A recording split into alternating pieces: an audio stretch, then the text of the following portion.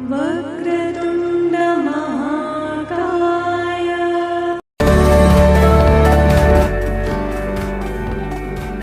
Hello friends, welcome to our channel. బేతాళుడు చెప్పిన మొదటి కథ ఏమిటో చూద్దామా? బేతాళుడు కథ ఇలా మొదలుపెట్టాడు. విక్రమార్క మహారాజా పూర్వం వారణాసిని పరిపాలించే యశోధపుడనే రాజు ఉండేవాడు. అతనికి ఒక కొడుకు. అతని పేరు గుణదాముడు. చిన్న వయసు నుండే తనతో సాటిలేని ప్రతిభా విశేషాలతో గుణదాముడు ప్రసిద్ధుడయ్యాడు. ఒకరోజు స్నేహితుడైన మంత్రి కొడుకుతో ఇంకొంతమందితో కలిసి అడవికి వేటకు వెళ్ళారు. గుణదాముడు బాగా వేటాడి అలసిపోయి చెరువుగట్టున కొంతసేపు విశ్రాంతి తీసుకున్నారు. అప్పుడే అక్కడికి ఒక రాజకుమార్తె తన చెలికత్తెలతో సహా స్నానం చేసి వెళ్ళిపోయింది. ఆ రాజకుమార్తె అందానికి మైమరిచి ఎలాగైనా ఆమెను వివాహం చేసుకోవాలని మంత్రి కొడుకుతో సహా ఆ రాజకుమార్తె నగరానికి వెళ్ళారు. ఇద్దరూ నగరంలో ప్రవేశించారు. రాజకుమార్తె చెలికత్తెలతో పరిచయం సంపాదించి తన అభిప్రాయాన్ని ఆమెకు తెలిసేలా చేశాడు గుణదాముడు. రాజకుమార్తె కూడా గుణదాముడి అందానికి మోహించి రహస్యంగా తన దగ్గరికి చేరే మార్గాన్ని చెలికత్తెల ద్వారా పంపించింది. మంత్రి కొడుకు సలహాలు తీసుకుని గుణదాముడు రహస్య మార్గం ద్వారా రాజకుమార్తె అంతఃపురానికి చేరుకున్నాడు. ఇద్దరూ గాంధర్వ వివాహం చేసుకుని సంతోషంగా రోజులు గడుపుతున్నారు. ఇంతలో రాజకుమార్తెకు తన భర్త కన్నా మంత్రి కొడుకే ఎక్కువ తెలివైనవాడని, అతని ముందు తన భర్త ఏ విషయంలోనైనా గెలవడం కష్టమని అర్థమయ్యింది. అందువల్ల అతన్ని చంపాలని నిర్ణయించుకుని ఒక ఉపాయం కూడా ఆలోచించింది.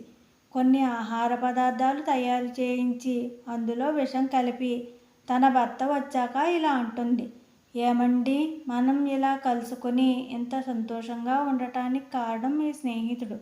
అతనికి కృతజ్ఞతగా కొన్ని ఆహార పదార్థాలు తయారు చేయించాను అని చెప్పి కూడా పంపిస్తుంది. ఈ విషయం తెలియని గుణదాముడు తీసుకుని వెళ్ళి స్నేహితుడికి ఇస్తాడు. అతనికి ఎందుకో అనుమానం వచ్చి దగ్గరలో ఉన్న కుక్కకి పెడతాడు. కుక్క తిని చనిపోతుంది. రాజకుమార్తె ఉద్దేశం కనిపెట్టేశారు. ఆ ఇద్దరూ ఎలాగైనా ఆమెకు బుద్ధి చెప్పాలని అనుకున్నారు. గుణదాముడు తిరిగి అంతఃపురానికి వెళ్ళి రాజకుమార్తె నిద్రపోయాక ఆమె వేసుకున్న నగలన్నీ తీసి మూట కట్టి ఆమె తొడ మీద రహస్య సంకేతం ఒకటి ఆకుపసరుతో ముద్ర వేసి తిరిగి తన స్నేహితుడి దగ్గరికి వెళ్ళిపోయాడు. తెల్లారి చూసేసరికి నగలన్నీ కోల్పోయిన రాజకుమారి జరిగిన అవమానాన్ని గుర్తించి తన తప్పును కప్పిపుచ్చుకోవడానికి తన నగలు దొంగలు దోచేశారని అబద్ధం చెప్తుంది తండ్రికి. ముందే వేసుకున్న పథకం ప్రకారం గుణదాముడు అతని స్నేహితుడు సన్యాసి వేషాల్లో ఆ నగలు కావాలనే అమ్ముతూ రాజభటులకు దొరికిపోతారు. పట్టుబడిన ఆ ఇద్దరిని రాజు ఎదుట ప్రవేశపెట్టారు. రాజు వారిని విచారించగా వాళ్ళు ఇలా చెప్తారు: ప్రభు, మేము శ్మశానంలో పూజలు చేస్తుండగా ఒక బ్రహ్మరాక్షసి ఆహాకారాలతో మా దగ్గరకు వచ్చింది. మాకు తెలిసిన మంత్రతంత్రాలతో మేము దాన్ని వశపరుచుకున్నాం. దాని ఒంటి మీద నగలు ఇవి మాకు తెలిసినంత వరకు. ఆమె బ్రహ్మరాక్షసి కనుక ఇతరులు ఎవరికీ అపకారం చేయకుండా ఉండేందుకు దాని తొడపై ఒక రహస్య గుర్తును కూడా మంత్రతంత్రాలతో ముద్రించాం. మాకు ఇంతకు మించి ఏమీ తెలియదు అని చెప్పారు ఇద్దరు. ఆ నగలు రాజకుమార్తెవని చెప్పకుండానే తెలివిగా తమ కూతురే రాక్షసని బలంగా నమ్మేలా చేశారు. ఆ సన్యాసులు చెప్పిన విధానానికి రాజుకు కూడా అనుమానం వచ్చి మహారాణిని పంపి ఆమెతో పరీక్ష చేయించారు. ఆమె రాక్షసని నిర్ధారణ అయ్యింది. బాధపడుతూ ఏ దిక్కు తోచక తిరిగి ఆ సన్యాసులనే సలహా అడిగారు. వాళ్ళు ఇలా అన్నారు: అటువంటి రాక్షసుని రాజ్యంలో ఉంచితే జనానికే ప్రమాదం.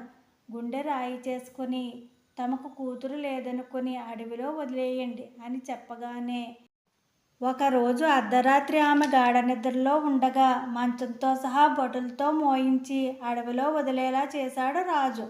భటులు వెళ్ళిపోయాక మిత్రభేదానికి పాల్పడ్డ రాజకుమార్తెను సమీపించి ఆమె చేసిన తప్పు తెలియజేసి క్షమాపణ చెప్పించుకుని గుణదాముడు తన రాజ్యానికి తీసుకుని వెళ్ళాడు. రాక్షసుని కన్న తల్లిదండ్రులుగా రాజ్యంలో ప్రజలకు ముఖం చూపించలేక అవమాన భారంతో రాజదంపతులు ఆత్మహత్య చేసుకున్నారు. ఇది కథ. ఇప్పుడు చెప్పు మహారాజా, ఇందులో ప్రధానంగా ఉన్న నలుగురిలో దోషి ఎవరు? నీలాంటి జ్ఞానులే చెప్పాలి. తెలిసి కూడా చెప్పకపోతే నీ తల 1000 ముక్కలవుతుంది అంటూ మాటలు ముగించాడు బేతాళుడు. గుణదాముడు అతని స్నేహితుడు ఎంతమాత్రం దోషులు కారు. తనకి నచ్చిన ప్రియుడి ఆధిక్యత కోసం తన భర్త స్నేహితుడిని విషం పెట్టిన రాజకుమార్తెది కూడా తప్పు కాదు.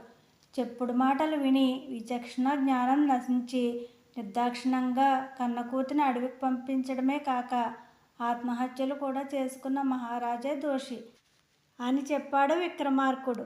రాజుకి ఈ విధంగా మౌనభంగం కలిగించిన విజయగర్వంతో శవంతో సహా బేతాళుడు మాయమై చెట్టు మీదకి తిరిగి వచ్చేశాడు.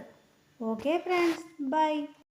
Please like, share and subscribe friends, and don't forget to on the bell icon.